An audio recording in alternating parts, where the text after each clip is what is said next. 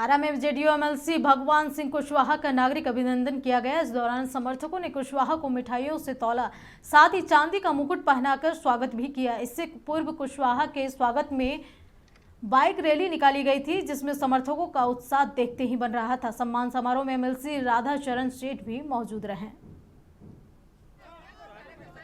जदयू के प्रकोष्ठ हो चाहे जुआ जदयू हो, सब लोग मिलकर नागरिक अभिनंदन यहाँ नागरिक प्रचारणी में हो रहा है। बहुत खुशी के बात है। हम भी इनको स्वागत करते हैं और इनको सभापति जो बने हैं अनुसूचित जाति कल्याण का, उस पर भी हम बधाई देते हैं। साथ ही साथ जनता दल यूनाइटेड के जिला इकाई सब लोग मिलकर के जिला इकाई, छात्र की, महिला सेल, दलित प्रकोष्ठ, महादलित प्रकोष्ठ, शिक्षक प्रकोष्ठ, जितना प्रकोष्ठ है सब लोगों ने अपने स्तर से मेरा अभिनंदन का कार्यक्रम लोगों ने रखा है। अभिनंदन का कार्यक्रम 100%